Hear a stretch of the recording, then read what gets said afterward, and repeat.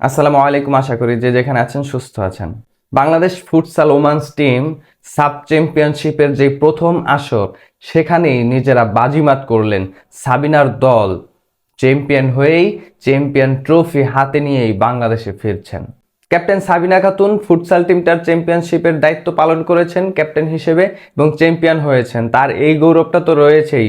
এর আগে ওমেন্স টিমের সাব চ্যাম্পিয়নশিপ ফুটবলে সেখানেও তার ক্যাপ্টেন্সির দায়িত্বটা পালন করা হয়েছিল।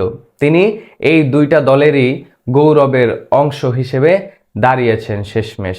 তবে তাদের এই অবস্থা মূলত পিটার বাটলারের বিরুদ্ধে তারা যে অবস্থান নিয়েছিলেন এই কারণেই মূলত তারা অনেক দিন যাবৎ জাতীয় দলের বাইরে। তবে সেই নির্বাসন অবশেষে কি কাটতে যাচ্ছে? তারা কি জাতীয় দলে আবারও সুযোগ পাচ্ছে কিনা সুমাইয়া কিংবা সাবিনারা, সেটা কিন্তু এখন দেখার বিষয়। তবে গৌরবময় অবস্থা সেটাই। এই সাফে ফুটসাল চ্যাম্পিয়নশিপে 38 গোল করেছে বাংলাদেশের মেয়েরা, যেখানে মাত্র 10টি গোল হজম করেছে। সাব ফুটসাল চ্যাম্পিয়নশিপের যে 6 ম্যাচ সেখানে মাত্র একটি ম্যাচ ড্র করেছে বাঘিনীরা, কেননা ভুটানের বিপক্ষে যেই 3-3 ড্র ওইটা বাদে বাকি সবগুলো ম্যাচই কিন্তু বিশাল ব্যবধানের তারা বিজয় পেয়েছে।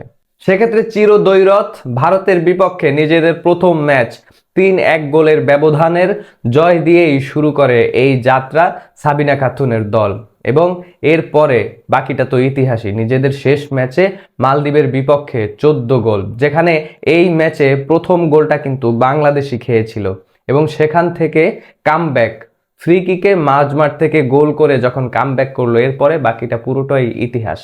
বাংলাদেশ বাকি 13 গোল করতে গিয়ে মাত্র একটি গোল হজম করে এবং শেষ ম্যাচটা 14-2 গোলের যেই লাইন আপ সেই লাইন আপটা নিয়েই নিজেদের ম্যাচ শেষ করলো, যাত্রাটা শেষ করলো, এবং চ্যাম্পিয়ন্স ট্রফি যেই ট্রফি তারা উঁচিয়ে ধরলো।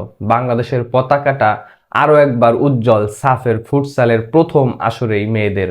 তবে এখন কথা একটাই, এই ফুটবলাররা তো ঋতুপর্ণাদের সহযাত্রী হতে পারত ফুটবল মেইন টিমটার, সেখানে এখন তারা ফুটসাল খেলছেন।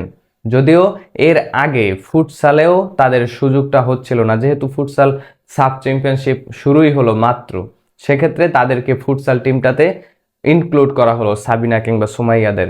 তবে আশা থাকবে বাফুফে তাদের নির্বাসনটা ক্ষমা করবেন এই চ্যাম্পিয়ন যাত্রায়, যে কাপটা তার নিয়ে আসলো এর বদৌলতে তাদেরকে ন্যাশনাল টিমে আরেকবার সুযোগটা দেওয়াই দরকার।